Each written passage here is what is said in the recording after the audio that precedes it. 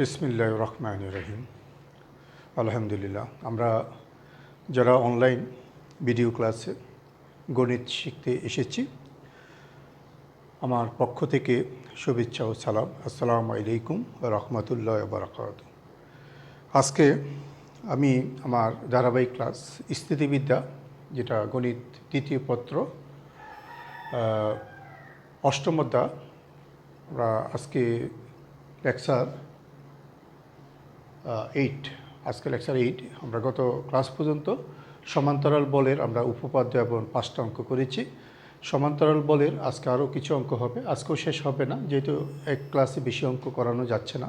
আর আমার ইচ্ছে হলো আমি যতগুলো অঙ্ক তোমাদেরকে দিব সবগুলো অঙ্কই আমি তোমাদেরকে ভিডিওতে বুঝিয়ে দিব।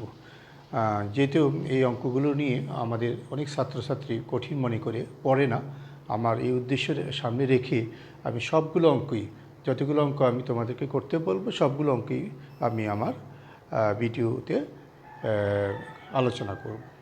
যাক, আমরা গত ক্লাসে আমরা 5টা অঙ্ক আলোচনা করেছি। আজকে আমি আমার এরপর থেকে আরও কিছু অঙ্ক আলোচনা করব।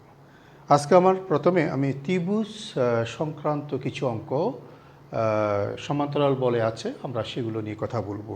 প্রথম অঙ্কে আমি যে অঙ্কটা আছে, এটা একটা ত্রিভুজের 3টা শীর্ষবিন্দুতে 3টি বল সদিশ সমান্তরাল বল কাজ করে, তাদের লব্ধি যদি অন্তঃকেন্দ্রগামী হয় তাহলে প্রমাণ করে। এখানে একাধিক প্রমাণ আছে। আসি যে আমরা যে পাশে যে চিত্রটা দিচ্ছি, এটা আমার গত ক্লাসের চিত্র এখনও আছে। এই সূত্রের উপর আমরা অঙ্ক করতেছিলাম, আমরা এই সূত্রের উপর এখনও কাজ করতেছি, এই জন্য আমি এই সূত্রগুলো এখনও রেখে দিয়েছি। আসো আজকের প্রথম অঙ্ক, অন্তঃকেন্দ্র অঙ্ক। আমরা অন্তঃকেন্দ্র আঁকার নিয়মটা আমরা জানি। আগে একটা এরকম একটা বৃত্ত এঁকে ফেলবো, তার 3 পাশে 3টা সরলরেখা সুন্দর করে এঁকে দিলে স্পর্শক করে বাস অন্তঃকেন্দ্র চিত্র হয়ে যায়। তা আমার এই প্রশ্নে কি আছে, এ বি সি ত্রিভুজের 3 শীর্ষে 3টি সমান্তরাল বল কাজ করে, 3টি সদিশ সমান্তরাল বল কাজ করে। আমি এ বিন্দুতে বলটাকে পি বল নাম দিলাম, আর বি বিন্দুর বলটাকে নাম দিলাম কিউ বল, আর সি বিন্দুতে যে বলটা কাজ করে এটার নাম দিলাম আর বল। আমার এই 3টি বল সদিশ সমান্তরাল, প্রশ্নে এই কথা উল্লেখ আছে। তাই আমি যখন পি কিউ আর এই 3টি বলকে চিহ্নিত করব, আমি খেয়াল রাখবো এই বাহুগুলো যাতে সমান্তরাল হয়। তাহলে আমার কোথাও যদি একটু বিচ্ছিন্ন হয় আমরা একটু খেয়াল করব। আমাদের প্রত্যেকটা এই যে কিউ আর পি, এরা প্রত্যেকে কি সদিশ সমান্তরাল বল। হ্যাঁ, কোথাও যদি একটু বিচ্ছিন্ন হয় আমরা ঠিক করে দেব। যেমন এটা একটু আরেকটু সোজা করে দিই, পি কিউ আর। এবারে এ 3 বলের লব্ধি যদি ত্রিভুজের অন্তঃকেন্দ্রগামী হয় তাহলে প্রমাণ করো। আমি শুরুতে লিখি বিতে কি আর হতো কিউ, সিতে কি আর হতো আর, এ 2 বলের লব্ধি বি সির অভ্যন্তরে কোনো এক বিন্দু সিতে থাকবে, বা ডি, সি তো আছে এখানে, ডি থাকে। তাহলে আমি লিখবো এখানে কিউ প্লাস আর। তাহলে আমি এই জন্য এখানে লিখতে পারি, আজকে সমস্যা নম্বর 6, এই জন্য আমরা লিখতে পারি প্রথম শর্ত অনুযায়ী Q into BD R into CD. কথা আবার বলছি, আমি বি এবং সি নিয়ে কাজ শুরু করলাম। বিতে কি আর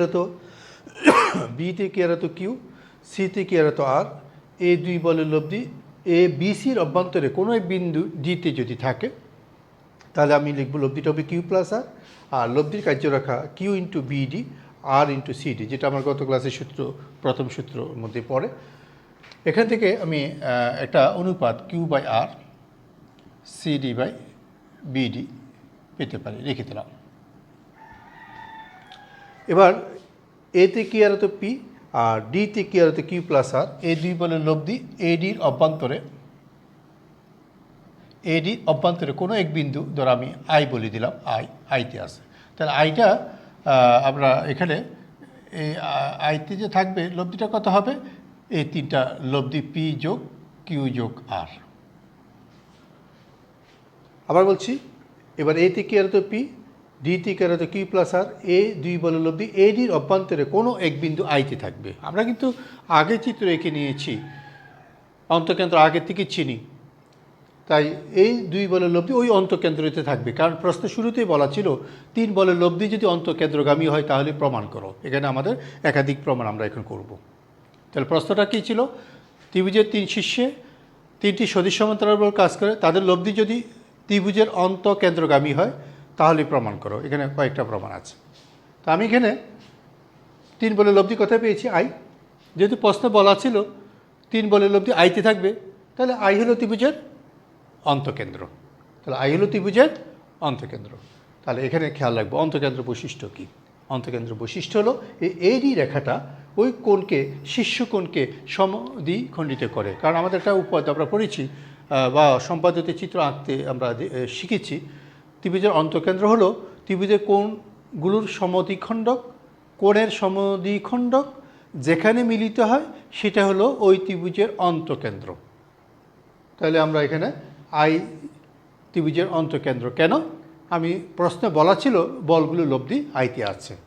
তাহলে আই যদি অন্তঃকেন্দ্র হয় তাহলে এডি রেখাকে শীর্ষ কোণকে সমদ্বিখণ্ডিত করে। তাহলে আমরা বলতে পারি এই দুটি কোণ সমান। এখানে বাম পাশেরটা যদি হাফ অফ এ হয়, ডান পাশেরটাও হাফ অফ এ হবে।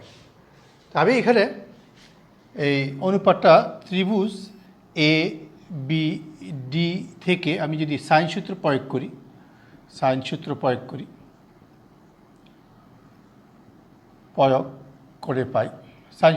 করে পাই। আমি যদি বিডির অপোজিট কোণ লিখতে যাই, অপোজিট কোণ লিখতে চাই সাইন, বিডির অপোজিট হলো সাইন বি এ ডি, যাকে আমরা সাইন হাফ এ বলতে পারি, হাফ এ। এডির অপোজিট আমরা বলতে পারি এডি। এডির অপোজিট হলো সরাসরি ত্রিভুজের কোণ বি, সাইন বি লিখতে পারি। এটাকে রেখে দিলাম 2। আবার ত্রিভুজ এ সি ডি, তে সাইন সূত্র প্রয়োগ করে পাই, সাইন সূত্র প্রয়োগ করে পাই কি পাই? আবার দেখো এই সিডির অপোজিট হলো সাইন হাফ এ কোণ, কারণ ওই যে শীর্ষ কোণটা সমান ভাগে বিভক্ত হয়েছে। আর এডির অপোজিট হলো সাইন সি। তো এটাকে নাম্বার দিলাম 2। আমরা যদি খেয়াল করি আমাদের এখানে 2 এবং 3 একটাকে আরেকটা দ্বারা ভাগ করব। আমি 2কে যদি 3 দ্বারা ভাগ করি, 2 ভাগ 3, 2কে যদি আমি 3 দ্বারা ভাগ করি তাহলে আমার এখানে সাইন হাফ এ কাটা যাবে, তাহলে সিডি বাই বিডি আসবে। আর এখানে এডি কাটা যাবে। এখানে যেহেতু এটাকে আমি ভাগ করছি, এটা দিয়ে সাইন বিটা উপরে চলে যাবে, তাহলে sine B divided by sine C. তাহলে সমজাতীয় রাশি কেটে ফেলছি, এডি কাটা গেল, আর এখানে সাইন হাফ কাটা দিয়ে এই sine B by sine C এসেছে। আমি এই যে নতুন মানটা এখানে এটা নাম্বার দিলাম, এটা 3, এটা হলো 4। এবার এই 4 এবং 1 থেকে পাই, 1 এবং 4 থেকে পাই কি পাও? দেখো 1 এবং 4-এর আমি যদি খেয়াল করি এই সিডি বাই বিডি, এটাও সিডি বাই বিডি, তাহলে আমি লিখতে পারি Q by R equal to sine B by sine C. তাহলে আমি এখানে এরপরে লাইনে যে লিখতে পারি Q by sine B equal to R by sine C. আমরা কিন্তু রেজাল্টের কাছে চলে এসেছি, কারণ আমি তো প্রশ্নের প্রমাণটা কি এখানে উপরে লিখি নাই, আমার পিডিএফ কপিতে আছে। আমাকে প্রমাণ এটাই করতে বলছে প্রমাণ করে যে বলগুলো sign A, sine B, sine C এর সমানুপাতিক। অর্থাৎ আমি অনুরূপভাবে বাকিটা কিন্তু করবো না, আমি বাকিটা লিখবো অনুরূপভাবে প্রমাণ করা যায় P by sine A equal to Q by sine B. তাহলে আমরা এই দুইটাকে একত্র করলে আমি আমার কাঙ্ক্ষিত রেজাল্টটা পেয়ে যাব, P by sine A, Q by sine B, R by sine C. আমার প্রমাণটা এসে গেল। এবার sine A, sine B, sine সিকে সরানোর জন্য আমরা ইতিমধ্যে সাইন সূত্র আগের ক্লাসগুলোতে ব্যবহার করেছি।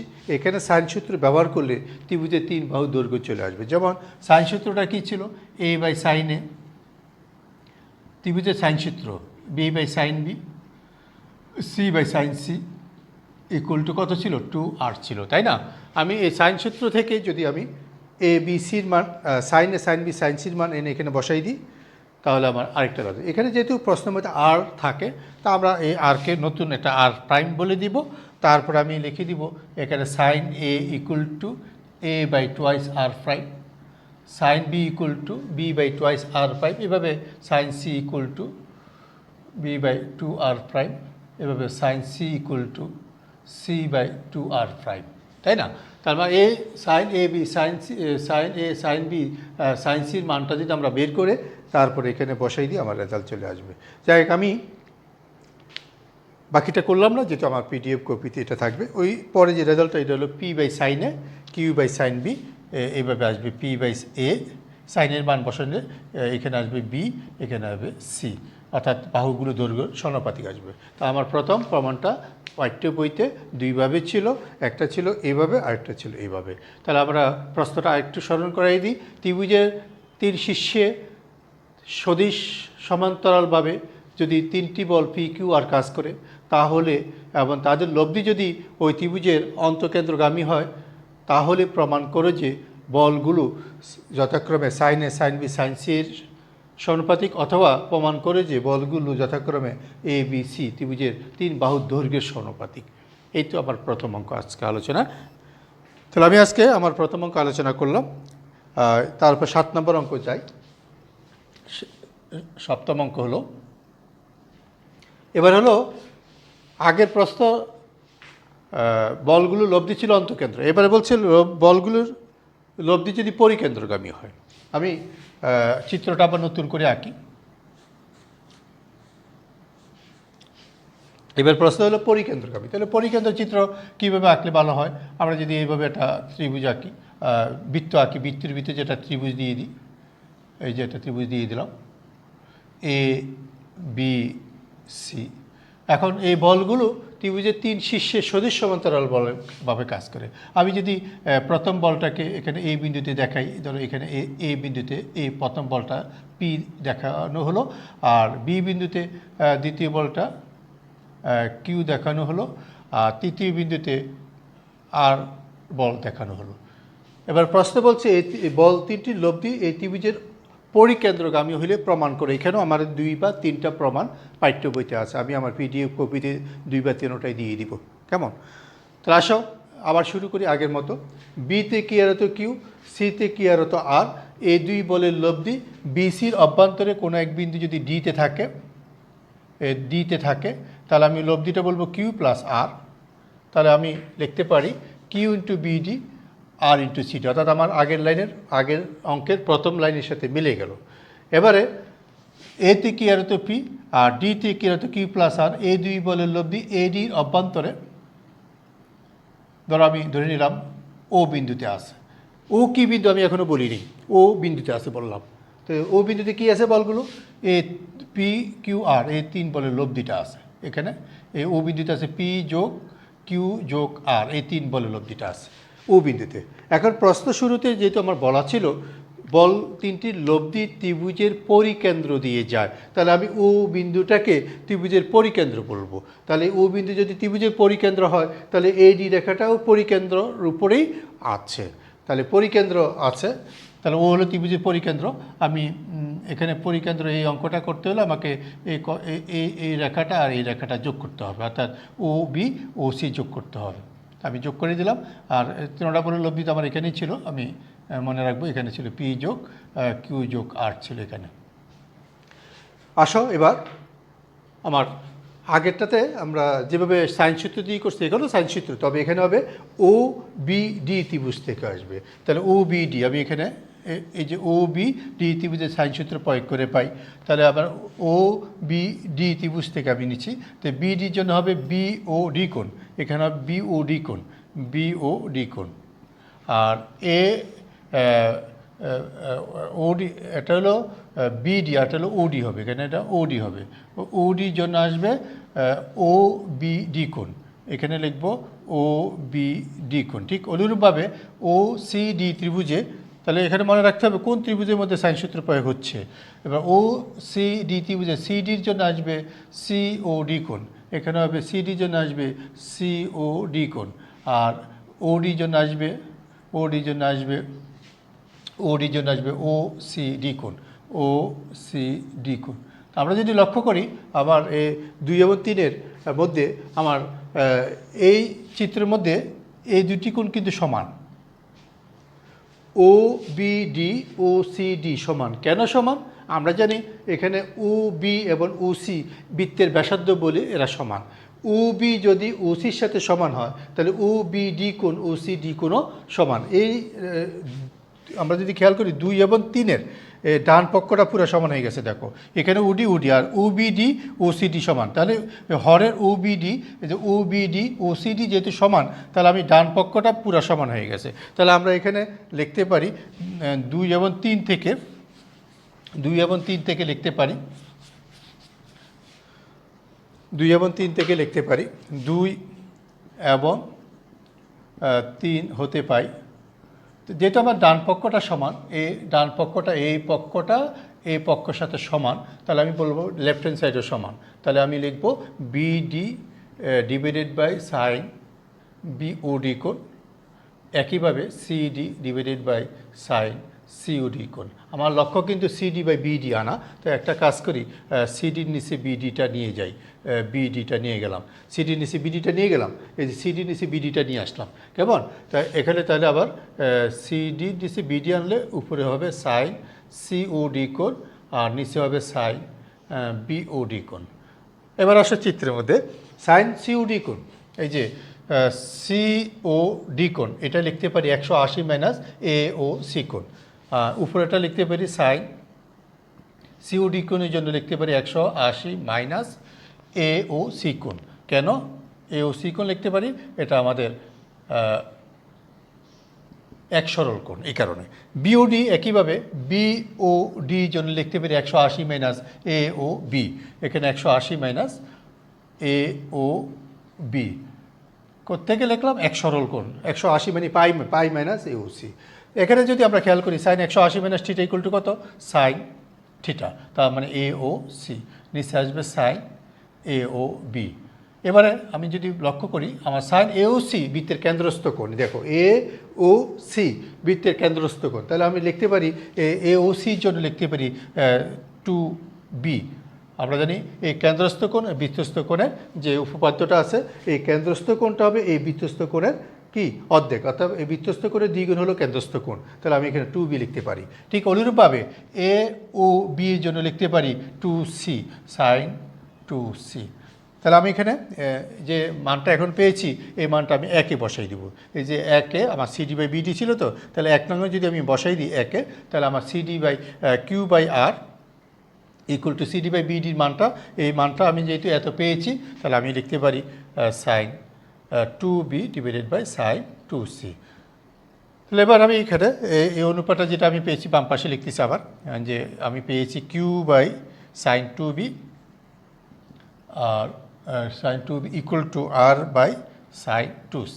তা আমরা এতটুকু আসার পর এরপরে লিখবো অনুরূপভাবে প্রমাণ করা যায়, আগের প্রমাণটার মতো লিখবো অনুরূপভাবে প্রমাণ করা যায়, অনুরূপভাবে প্রমাণ করা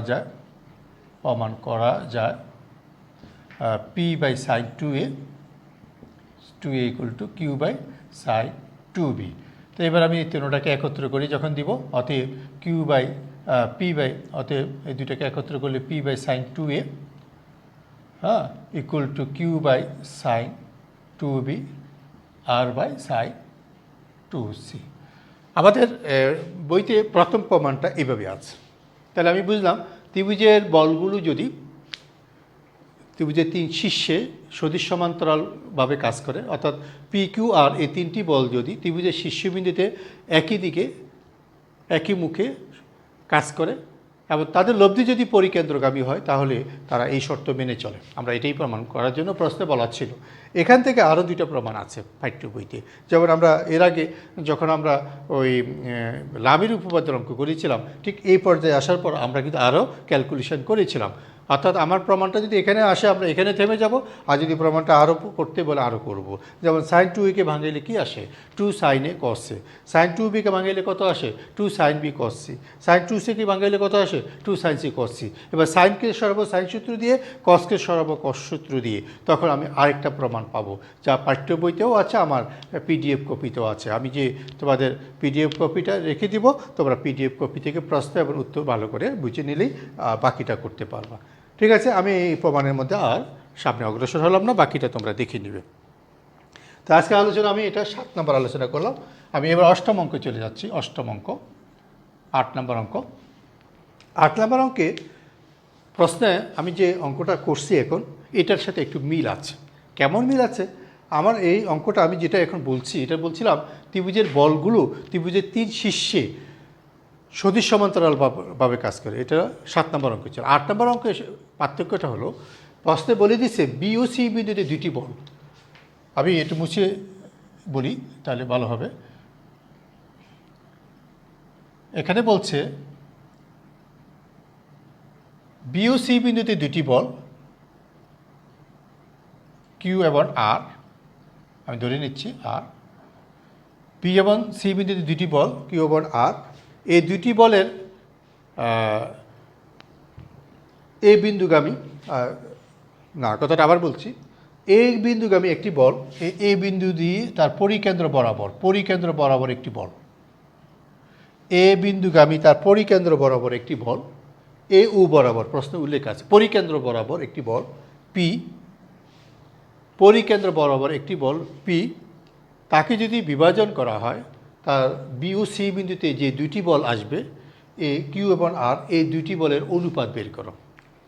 তাহলে পার্থক্য অনেক, প্রশ্ন অনেক পার্থক্য, কিন্তু প্রমাণ একদম আগেরটাই। আমি এখানে এ বিন্দুগামী এ ও বরাবর যে পি বলটা, মাঝে মাঝে অনেক সময় বলে পরিকেন্দ্রগামী ও এ বরাবর, তখন আমরা পির অ্যারোটা উপরের দিকে দেখাবো।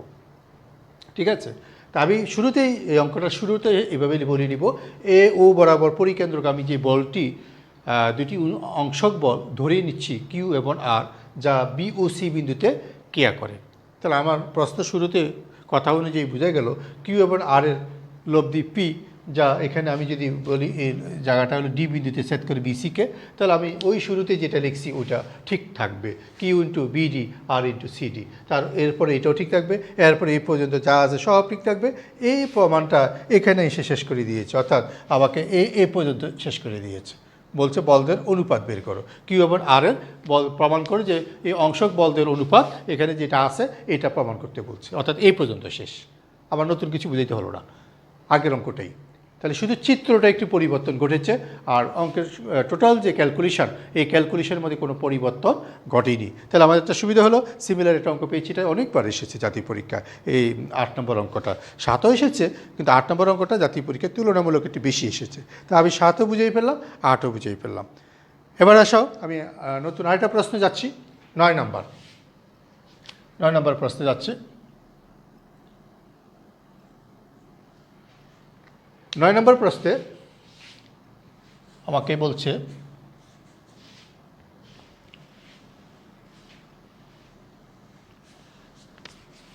একটা ত্রিভুজের 3 শীর্ষে 3টি সদিশ সমান্তরাল বল কাজ করে, ঠিক আগের মতোই। একটা ত্রিভুজের 3 শীর্ষে আমি একটা ত্রিভুজ আঁকলাম, 3 শীর্ষে 3টি সদিশ সমান্তরাল বল কাজ করে। আগের মতো এ বিন্দুতে দিলাম পি বল, বি বিন্দুতে দিলাম কিউ বল, আর সি বিন্দুতে দিলাম আর বল, আগের মতোই। এ বি সি ত্রিভুজে 3 শীর্ষে 3টি সদিশ সমান্তরাল বল কাজ করে, তাদের লব্ধি যদি তার লম্ব কেন্দ্রগামী, এই 3 বলের লব্ধি এই ত্রিভুজের লম্ব কেন্দ্রগামী যদি হয়, তাহলে প্রমাণ করো ত্রিভুজের লম্ব কেন্দ্রগামী। এখানে তো আগেরটার মতো নয়, লব্ধি লম্ব কেন্দ্রগামী। তাহলে আমি শুরুতে আগের মতো লিখব, বিতে ক্রিয়ারত কিউ, সিতে ক্রিয়ারত আর, এই দুই বলের লব্ধি বিসির অভ্যন্তরে কোনো এক বিন্দু ডিতে আসে। আমি ধরে নিলাম লব্ধিটা হলো কিউ প্লাস আর।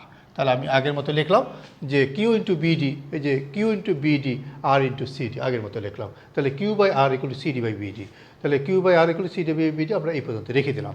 এবার এর আসো এ বিন্দুতে কী আর হতো পি আর ডি বিন্দুতে কী আর হতো কিউ প্লাস আর এ দুই বলে লব্ধি এ ডির অভ্যন্তরে কোনো এক বিন্দু, ধরো আমি একটা নামও দিয়ে দিলাম এইচ আছে, কোনো এক বিন্দু এইচ বিন্দুটা আছে। আমি এই এইচ বিন্দুটা কি বলতে পারি, এসকে কি বলতে পারি, কি বলতে পারি, এসকে আমরা লম্ব বিন্দু বলতে পারি। আবার বলছি, এতে কি আর হতো পি, বিতে কি আর হতো কিউ, সিতে কি আর হতো আর, এই তিন বলের লব্ধি ত্রিভুজের লম্ব কেন্দ্রগামী যদি হয় তাহলে প্রমাণ করো। তাহলে আমি তিন বলের লব্ধি পেয়েছি কিনা দেখো, বিতে কি আর হতো কিউ, সিতে কি আর হতো আর, দুই বলের লব্ধি যদি বিসির অভ্যন্তরে ডিতে থাকে তাহলে আমি লিখতে পারি লব্ধিটা হলো কিউ প্লাস আর, যা Q into BD R into CD এই শর্তটা মেনে চলে। তাহলে আমি লিখতাম Q by R equal to CD by BD, CD by BD, এটাকে 1 নম্বর সমীকরণ দিলাম। এবার ডিতে কি আর হতো কিউ প্লাস আর, আর বি এতে কি আর হতো পি, এই দুই বলের লব্ধি এডির অভ্যন্তরে কোনো এক বিন্দু এস যদি থাকে, আমি এসের নাম এখন ডিক্লার দেবো। এস কি, এস হলো ত্রিভুজের লম্ব কেন্দ্র। কারণ প্রশ্ন বলে দিছে তিন বললে লব্ধি যদি পি যোগ কিউ যোগ আর হয় তাহলে এসটা এখানে কি লম্ব কেন্দ্র। আর লম্ব কেন্দ্র চিত্র আঁকতে হয় কীভাবে আমরা জানি, তাহলে এখানে এডি রেখাটা বিসির উপর লম্ব। তো এডি রেখা যেমন বিসির উপর লম্ব, আমি ইচ্ছে করলে আরেকটা লম্ব এঁকে রাখতে পারি, না আঁকলেও আমার ক্ষতি নেই। তাহলে এডি রেখাটা বিসির উপর লম্ব, লম্বকেন্দ্র আঁকার নিয়ম হলো ত্রিভুজের তিন শীর্ষ থেকে তার বিপরীত বাহুর উপর লম্ব আঁকলে লম্বগুলো যে বিন্দুতে সেট করে ওই বিন্দুটার নাম হলো লম্বকেন্দ্র। তাহলে এই বিন্দুটা এখানে লম্ব কেন্দ্র আর এডি রেখাটা বিসির উপর লম্ব। তাহলে এডি রেখা বিসির উপর লম্ব, এটা আমার এই অঙ্কের মুখ্য জিনিস। তাহলে আসো ত্রিভুজ এ বি ডিতে যেহেতু লম্বকেন্দ্র বলেই দেওয়া হয়েছে এডি যা ত্রিভুজের লম্বকেন্দ্র, তাহলে আমার এ বি ডি ত্রিভুজটা সমকোণী ত্রিভুজ। তাহলে আমার এখানে লিখতে পারি ট্যান বি ইকুয়াল টু লম্ব এডি আর ভূমি হলো বি ডি, রেখে দিলাম 1 2। ঠিক অনুরূপভাবে ত্রিভুজ এসিডি থেকে পাই, এসিডিতে পাই ট্যান সি ইকুয়াল টু লম্ব এডি ভূমি সিডি, তাহলে এডি ডিভাইডেড বাই সিডি। তাহলে ত্রিভুজের সমকোণী ত্রিভুজ বিধায় আমরা এই কাজটা করতে পারি। তাই কি কেন করতে পারি, ট্যান থিটা হলো লম্ব বাই ভূমি। তাহলে এখন যদি আমি খেয়াল করি, আমার তো দরকার সিডি বাই বিডি দরকার, তাহলে সিডি বাই বিডি পাওয়ার জন্য আমি 3কে 2 দ্বারা ভাগ করে দিচ্ছি, 3/2। তাহলে আমি 3কে 2 দ্বারা ভাগ করলে tan C divided by tan B, আমি তো এটা দ্বারা ভাগ করছি, তাহলে উল্টা হয়ে গেছে, আমি 2কে 3 দ্বারা ভাগ করি, তাহলে ঠিক আছে। 2কে 3 দ্বারা ভাগ করলে tan B divided by tan C equal to, দেখো এখানে এডি কাটা যায়, তাহলে সিডিটা উল্টে উপরে চলে যাবে আর বিডিটা নিচে থাকবে। এখন এই মানটা আমি যদি 1-এ বসাই দিই, দেখো 1-এ যদি বসাই দিই Q by R equal to আমি লিখতে পারি সিডি বাই বিডির মান হলো Q by R, Q by R হলো tan B by tan C, tan B by tan C. তা আমি যদি 1-এ এই মানটা বসাই দিই, সিডি বাই বিডির মান জায়গায় আমি tan B by tan C বসাই দিই, তাহলে এটা আসে। তাহলে আমার পরের লাইনে আসছে Q by tan B R by tan C. আমি এবার লিখব অনুরূপভাবে প্রমাণ করা যায়, অনুরূপভাবে প্রমাণ করা যায় P by tan A equal to Q by tan B. তাহলে সুতরাং আমি লিখতে পারি P by tan A equal to Q by tan B equal to R by tan C. এই প্রমাণটা এভাবে বেশিরভাগ পরীক্ষায় ঠিক এভাবে এসেছে। আমি যদি এখন ট্যান একে ট্যান বিকে ট্যান সিকে উপরে নিয়ে যাই, তাহলে হয় cot A cube cot B আর কট সি, এভাবেও এসেছে। আবার কটকে ভাঙাই দিলে আমরা লিখতে পারি cos A by sine A Q into cos B by sine B cos C by sine C. এবার সাইনকে সরাবো সাইন সূত্র দিয়ে আর কসকে সরাবো কস সূত্র দিয়ে, তখন সাইন ও কসকে সরাইলে আরেকটা যে রেজাল্ট, এটা আরেকটা উত্তর। তাহলে আমি বলতে পারি এখানে এই অঙ্কটা কোনো লেখকের বইয়ে 3 বা 4 ভাবে প্রশ্নটা বিকল্প উত্তরটা আছে। তা আমি এখানে যেহেতু প্রশ্ন আমার মূল প্রশ্নটা মনে রাখবো, একটা ত্রিভুজের 3 শীর্ষবিন্দুতে 3টি সদিশ সমান্তরাল বল কাজ করে, তাদের লব্ধি যদি লম্ব কেন্দ্রগামী হয়, এই অঙ্কটা আমি করেছি, এটা মনে রাখলেই হলো। প্রথম অ্যান্সার এটা আসতে পারে, দ্বিতীয় অ্যান্সার এটা আসতে পারে, তৃতীয় কস ও সাইনকে আমরা ত্রিভুজের কস সাইন সূত্র ব্যবহার করে কস সাইনকে অপসারণ করলে আরেকটা যে বিকল্প উত্তর সেটাও আসতে পারে। তা আমি যেহেতু আমার পিডিএফ কপিতে এটা দিয়ে দিয়েছি, ইনশাল্লাহ তোমরা আমার এই পিডিএফ কপি থেকে এটা ভালো করে দেখে নিবে। তাহলে এখন আলোচনা করলাম 9 নম্বর অঙ্ক।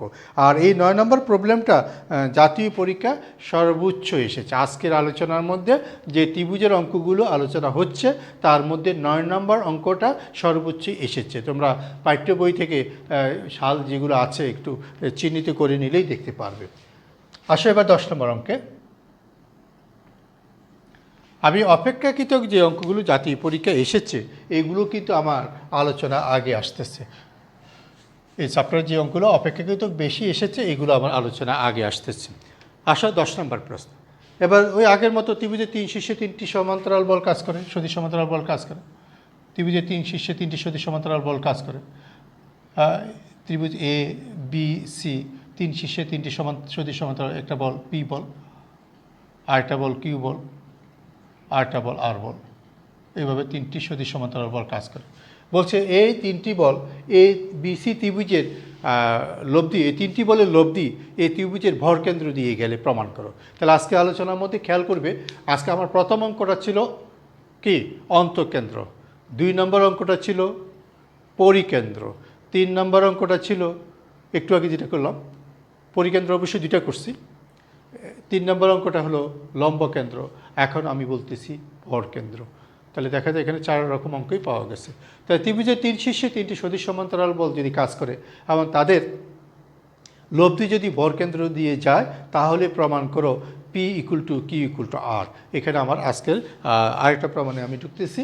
তাহলে আসো শুরুতে আমি এখানে বোর্ডে যেটা লেখা আছে এই লেখাটা এখনও থাকবে, খেয়াল করে দেখেছো আজকে যতগুলো অঙ্ক বলেছি এই লেখাটা কিন্তু প্রথম লেখাটা প্রতিটা অঙ্কের জন্য কমন ছিল, যে বিতে কেয়ারত কিউ, সিতে কেয়ারত আর, এই 2 বলের লব্ধি বিসি অভ্যন্তরে কোনো এক বিন্দু ডিতে যদি থাকে, কোনো এক বিন্দু ডিতে যদি থাকে তাহলে এর হবে কিউ প্লাস আর।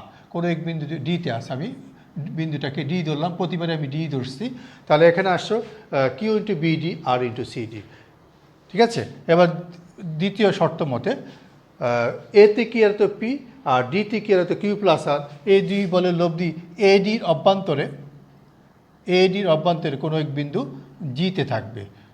আমি জি লিখলাম এটা। তাহলে এখানে লব্ধিটা কত হবে, এই 2টা বলের লব্ধি কত হবে পি যোগ কিউ যোগ আর। তাহলে এই 2টা বলের লব্ধি কীভাবে হবে, কিউ এবং আর, আর হলো পি, এই 2টার যোগফল। এখানে হলো পি আর এখানে হলো কিউ প্লাস আর। তাহলে 3 বলের লব্ধি এখন কোথায় আছে, জিতে আছে, কিন্তু প্রশ্ন শুরুতে বলা ছিল জি কি, 3 বলের লব্ধি থাকবে ভরকেন্দ্রতে। আর ভরকেন্দ্রের চিত্র আমরা কীভাবে আঁকি, ভরকেন্দ্রের চিত্র আমরা সাধারণত মধ্যমাগুলো যেখানে ছেদ করে সেটাই তার ভরকেন্দ্র। তাহলে এডি হলো ত্রিভুজের এটা মধ্যমা। একইভাবে আমরা আরও 2টা মধ্যমা আঁকতে পারি, না আঁকলেও ক্ষতি নেই। তাহলে এডি হলো একটা মধ্যমা, এডি যদি মধ্যমা হয় তাহলে ডি হবে বিসি এর মধ্যবিন্দু। আমি কিন্তু শুরুতে ডিকে মধ্যবিন্দু বলি নাই, আমি বলছিলাম বিতে কে আর কিউ, সিতে কে আর আর, এই 2 বলের লব্ধি বিডি অভ্যন্তরের কোনো এক বিন্দু ডিতে আসে, এই ডি হলো কিউ, ডিতে আসে যে কিউ প্লাস আর, কোনো এক বিন্দু ডি বলছি আমি, ডি কিন্তু মধ্যবিন্দু বলিনি। তারপরে যখন ডিতে কি আর হতো কিউ প্লাস আর, এতে কি আর হতো পি, এ 2 বলে লব্ধি এডির অভ্যন্তরে কোনো এক বিন্দু জিতে আসে, তাহলে লব্ধিটা হলো পি যোগ কিউ যোগ আর। তাহলে জিতে আসে, প্রশ্ন শুরুতে বলা ছিল এই 3 বলে লব্ধি ত্রিভুজের ভরকেন্দ্র দিয়ে যায়। যেহেতু ত্রিভুজের ভরকেন্দ্র দিয়ে যায় তাহলে আমরা বলতে পারি যে জি যদি ত্রিভুজের ভরকেন্দ্র হয় তাহলে এডি রেখাটা হবে ত্রিভুজের মধ্যমা। আর মধ্যমা কখন হয়, ত্রিভুজের বিসির মধ্যবিন্দু ডি আর এডি যোগ করলে হয় মধ্যমা। তাহলে এ ডিটা হলো বিসি এর মধ্যবিন্দু, এ ডি যদি বিসি এর মধ্যবিন্দু হয় তাহলে আমি বলতে পারি ডি বিসি এর মধ্যবিন্দু। তাহলে মধ্যবিন্দু যদি হয় তাহলে আমি লিখব অতএব বিডি ইকুয়াল টু সিডি।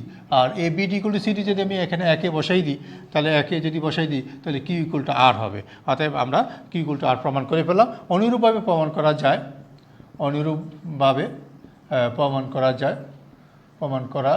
যায় পি ইকুয়াল টু কিউ, অতএব P equal to Q equal to R.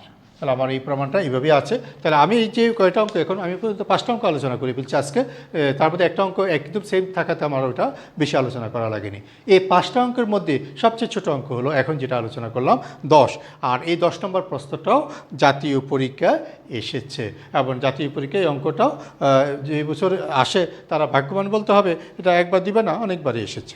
তাহলে আমি আলোচনা করলাম ভরকেন্দ্র অঙ্ক।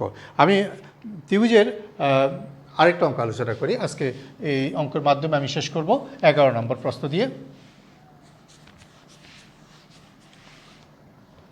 আজকের আলোচনায় আমি 11 নম্বর অঙ্কটা নিচ্ছি এখন।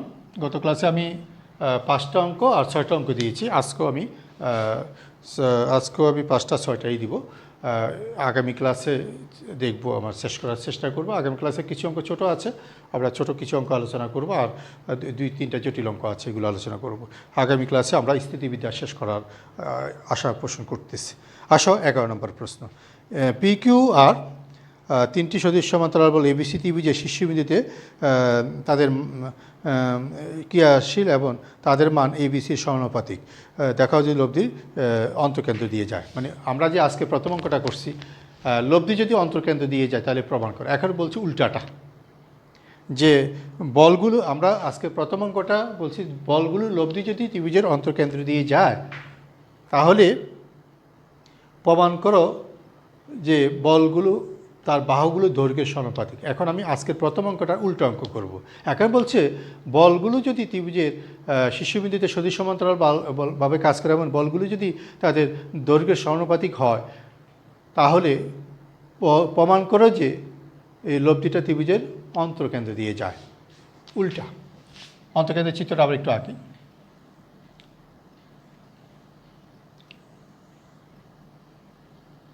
আজকের প্রথম অঙ্কটার বিপরীত অঙ্ক এ বি সি।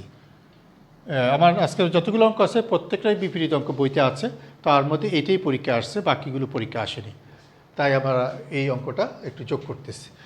আসো, ত্রিভুজের 3 শীর্ষবিন্দুতে 3টি বল পি, এদিকে হলো কিউ, এদিকে হলো আর, এরা ক্রিয়াশীল, এবং এই বলগুলো এই শর্তটা মেনে চলে, এই শর্তটা মেনে চলে। আমরা যদি সমানুপাতিক বলছি, এরা এ বি সির সমানুপাতিক, তাহলে আমরা বলতে পারি P equal to A K, B equal to B K, আর C equal to C K. এইটা প্রশ্নে দেওয়া আছে। এখানে পি কিউ আর এর মানটা, এই মানগুলো দেওয়া আছে, আমাকে এই মানগুলো দিয়ে দিছে। প্রমাণ করো যে এই 3 বলের লব্ধি এই ত্রিভুজের অন্তঃকেন্দ্র দিয়ে যায়। তাহলে আসো, আবার বিতে কি আর হতো কিউ, সিতে কি আর হতো আর, এই 2টি বলের লব্ধি আমি আগের মতোই বলতেছি। যদি ডিতে থাকে তাহলে লব্ধিটা হবে কিউ প্লাস আর, তা আমি লিখতে পারি Q into BD R into CD. আমি আগের মতোই লিখলাম, একদম এতক্ষণ যেভাবে লিখছি ঠিক সেভাবেই লিখলাম। তাহলে এখানে আমি আমার একটা অনুপাত রাখতে হবে, কারণ এখন আমাদের বিডি বাই সিডি, তাহলে এখান থেকে আমি লিখতে পারি BD by CD equal to BD by CD equal to কত, BD by CD equal to R by Q, নাকি আর বাই কিউ। তাহলে এখানে আসতেছে বিডি বাই সিডি, আর এর মানটা এখানে আমি এই যে প্রশ্নে দেওয়া ছিল সিকে, আর কিউর মানটা ছিল বিকে। তাহলে এখানে আসতেছে BD by CD equal to, এখানে কে কাটা যাবে, সি হলো আমরা জানি ত্রিভুজের বাহুর দৈর্ঘ্য, এখানে সি অনুযায়ী যদি লিখি, সি হলো এ বি বাহু, এই যে এ বি বাহুটাই হলো সি, আমরা জানি এটা হলো ছোটো হাতের সি, আর এটা হলো ছোটো হাতের বি, এটা হলো ছোটো হাতের এ, আর এ বির মানটা হলো এখানে এসি। আমি যদি এখানে এডিটা যোগ করে দিই, দেখো আমি যে অনুপাতটা পেয়েছি বিডি বাই সিডি, এই যে BD by CD equal to A B by AC, তাহলে এই দুইটা ত্রিভুজের বাহুর অনুপাত সমান। একমাত্র দুটি ত্রিভুজ যদি সদিশকোণী হয় তাদের বাহুর অনুপাত সমান হয়। আর সদিশকোণী হলে আমরা বলবো এই কোণটা সমান, তাহলে এডি রেখাটা কি করবে, এই শীর্ষকোণকে সমদ্বিখণ্ডিত করবে, আমরা এটা বলতে পারি। তাহলে আমি বলতে পারি অতএব এডি রেখা এ কোণকে সমদ্বিখণ্ডিত করে, কোত্থেকে লিখলাম, এটা উপপাদ্য থেকে লিখলাম। তাহলে আমি একটা এডি রেখাকে ডিক্লেয়ার করলাম, এডি রেখাটা এ কোণের শীর্ষকোণের সমদ্বিখণ্ডক। আসো এবার এতে কি হতো পি আর ডিতে কি হতো কিউ প্লাস আর, এই দুই বলের লব্ধি, এডির অভ্যন্তর কোনো এক বিন্দু আমি ধরো কোনো এক বিন্দু আই দিয়ে দিলাম, হ্যাঁ এখানে আই দিয়ে দিলাম, এটা আই। তাহলে এখানে পি যোগ কিউ যোগ আর, তাহলে আমি এখান থেকে লিখতে পারি পি ইন্টু এ আই আর কিউ প্লাস আর ইন্টু কত ডিআই, যেহেতু আই হলো এখানে তার কি, এখানে তার লব্ধির অবস্থান, তাহলে আমি এখানে এই অনুপাতটা লিখতে পারি। তাহলে এখান থেকে আমি লিখতে পারি A I divided by DI equal to ডিআইটা এই পাশে নিয়ে আসলাম, Q plus R divided by P. এখন কিউর মানটা যদি আমি বসাই দিই, কিউর মানটা ছিল বি কে, আর এর মানটা হলো সি কে, আর নিচে পির মানটা হলো এ কে। তাহলে আমি এখানে কে কমন নিয়ে যদি কাটাকাটি করি, বি যোগ সি বাই এ, এটা আমি রেখে দিলাম, এটা একটা নাম্বার দিয়ে রেখে দিলাম। আবার এক নম্বর থেকে একটা খেয়াল করো, আমি এক নম্বরকে লিখতে পারি BD by CD A B by AC. তা আমি এখানে এক নম্বর থেকে একটা কাজ করব, এ বি বাই এ বির নিচে, এখানে এ বির নিচে আমি বিডিটাকে নিয়ে আসি, বিডিকে এ বির নিচে নিয়ে আসি, তাহলে এসি বাই সিডি। এবার আমি একটা কাজ করি, উপরে অনুপাতের ধর্ম ব্যবহার করি, এ বি যোগ এসি, নিচে হবে বিডি যোগ সিডি। এ বি যোগ এসি, এ বি আমার এখানে দেখো এ বি কোন বাহু দৈর্ঘ্য, এ বি হলো সি বাহু দৈর্ঘ্য, আর এসি হলো বি বাহু দৈর্ঘ্য। আর বিডি সিডি যোগ করলে দেখো বিডি আর সিডি যোগ করলে এখানে নিচের বিসি বাহু দৈর্ঘ্য আসে, যাকে আমরা এ বলতে পারি। আমার উদ্দেশ্য ছিল এটা আনা, দেখো এটার সাথে এটা সমান হয়ে গেছে, খেয়াল করছো, এটার সাথে এটা যদি সমান হয়ে যায় তা আমরা বলতে পারি এখানে এটা নাম্বার যদি আমি 3 দিই, তাহলে আমি 2 এবং 3 থেকে পাই, 2 এবং 3 থেকে পাই। এটা ডান পক্ষে যদি সমান, তাহলে এখানে এটার বাম পক্ষ আছে এআই বাই ডিআই, আর এখানে আমার একা শুরুতে আছে এ বি বাই বিডি, এখানে এ বি বাই বিডি। তাহলে আমি এখানে যে রাশিটা এখন পেয়েছি, আমরা চিত্রতে চলে যাই, আমি যদি বিআইটা তো যোগ করি না, বিআইটা যদি যোগ করি তাহলে আবার দেখো এ বিআই আর বিআইডি ত্রিভুজের মধ্যে এই বাহুর অনুপাতটা যদি সমান হয়, এখানে এ আই আর ID equal to A BD, তাহলে এই যে অনুপাতটা সমান হয়েছে, আমরা এই দুইটা ত্রিভুজের দুটি অনুরূপ বাহু যদি সমান হয়, তাহলে দুটি ত্রিভুজ কি এখানে সমকোণী ত্রিভুজ আর সদিশকোণী ত্রিভুজ, আর সদিশকোণী ত্রিভুজে তাহলে আই বি রেখাটা এই কোণকে সমদ্বিখণ্ডিত করে। তাহলে আমরা এই অনুপাত থেকে বলতে পারি, তাহলে বিআই রেখাটি বি কোণকে সমদ্বিখণ্ডিত করে। তাহলে এর আগে আমি বলছি এ আই রেখাটা এ কোণকে সমদ্বিখণ্ডিত করে, এখন বললাম আই বি রেখাটা এ বি কোণকে সমদ্বিখণ্ডিত করে। এই দুই সমদ্বিখণ্ডক কোথায় মিলিত হয়েছে, আইতে। আমরা জানি কোণের সমদ্বিখণ্ডক যেখানে মিলিত হয় সেটাই তার কি অন্তঃকেন্দ্র। তাহলে আমরা ডিক্লেয়ার দিতে পারি, তাহলে আই হলো ত্রিভুজের অন্তঃকেন্দ্র, তাহলে আই বলগুলো লব্ধি কোথায় আছে, আই বিন্দুতে আছে। এই অঙ্কটা অবশ্যই কম এসেছে, যাই হোক আমি তারপর আমার পিডিএফ কপিতে এটা দিয়ে দিব, আমরা চেষ্টা করব। তাহলে আজকেও আমরা 5 বা 6টা অঙ্ক করার পরে আমাদের টাইম প্রায় 45 মিনিটের মতো হয়ে গেছে। ইনশাল্লাহ আমরা আগামী ক্লাসে শেষ করতে পারবো। ঠিক আছে, আমরা যারা বলবিদা ভিডিওগুলো দেখতেছি, যদি প্রয়োজন হয় এই ভিডিওগুলো একাধিকবার দেখব, তারপরে পিডিএফ কপি দেখে নোট করব, নিজে যখন বুঝে এসে যাবে তখন আমি এটা রিভিশন দিব, একাধিকবার রিভিশন দিব, তখন আমার ইনশাল্লাহ আমার অঙ্ক আয়ত্তে আসবে। তোমাদের মনে রাখবে, সৃজনশীল প্রশ্নে সমান্তরাল বল থেকে একটা প্রশ্ন অবশ্যই হবে, এটা হলো একটা প্রশ্ন, আর বাকি 2টা প্রশ্ন আসবে আগের দুইটা থেকে। ওখানে একটা আসবে ছোট 2-এর জন্য, আরেকটা আসবে 4-এর জন্য। কিন্তু সমান্তরাল বল থেকে বরাবরই একটা প্রশ্ন হবেই। তাই আমরা চেষ্টা করব যা পড়াচ্ছি তা যাতে শিখতে পারি। তোমরা বাড়তি অঙ্ক শেখার দরকার নেই, বই খুলে তোমাদের মনে হবে তোমরা অনেক কিছু শিখোনি। না, আমি যা শিখাচ্ছি আমি সর্বোচ্চটা শেখাচ্ছি, এর বেশি শেখার কোনো প্রয়োজন নেই।